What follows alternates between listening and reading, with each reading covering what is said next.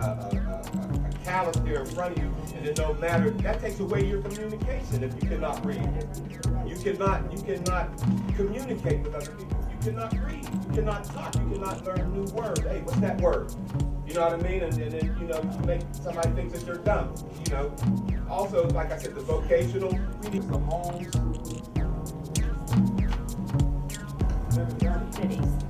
And Mr. Carrington. The brother made a comment about what we need to put together. And for most of us, we know God already put that into place, okay? And we can look at this situation, and when we all walk out of here, we're going to ask ourselves the exact same question: what did we accomplish? Did we save that young man that's going to die this weekend? That's what we're going to ask ourselves. And most of you aren't going to be satisfied with the answer that you give yourself. And that's simply because the majority of us know what the problems are. There are leadership positions put into place. God put them there when he said, there's your mother, they're your father. Honor and obey them. They're put into place. When we give up our right to be a parent, then we've given up our structure. What we have to understand is conditions don't set our community. We set our community. Starvation doesn't change our community. As Miss Evans said, we go to her and we get a piece of bread from her. So our pride changes this? Conditions don't change anything.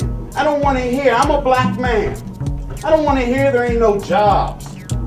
If there ain't no jobs, it's because you're ignorant behind, didn't go to school and get the education you were supposed to get. And your parents didn't do what they were supposed to do. Now, if we want to solve some problems tonight, then we have to take the gloves off.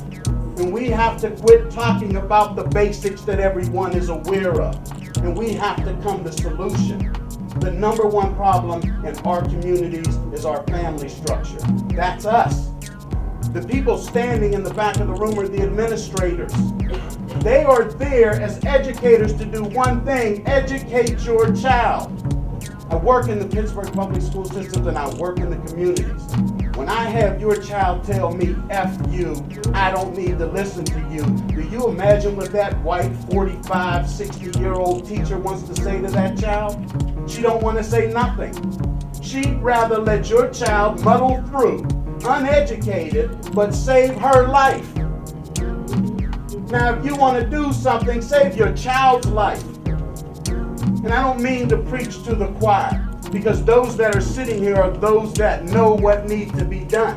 And the question keeps getting asked, well, what do we do? What do we do? Do we wait for the next step and then ask that question again as if we are not as educated enough to solve our own problem? It's not going to be fixed from outside agencies because we're not letting nobody come in our community and tell us nothing. So you ain't fixing it that way. What you're going to do is you take the guidance of the individuals that call themselves responsible, that government, city and county, pays to be responsible for solving these problems. But it appears they're only around when money's to be handed out. And when the money's gone, they're gone. Our children who do not have fathers in the home. There are black men.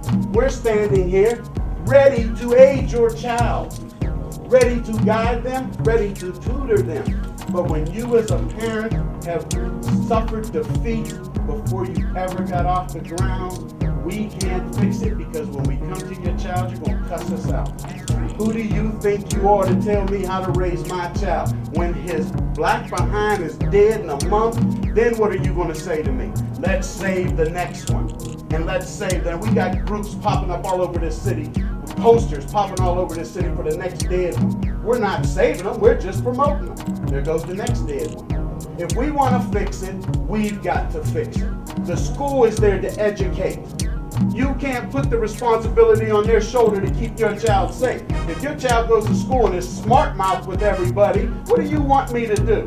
You want me to go around beating up your child because he don't have a daddy at home? No, you don't want me to do that.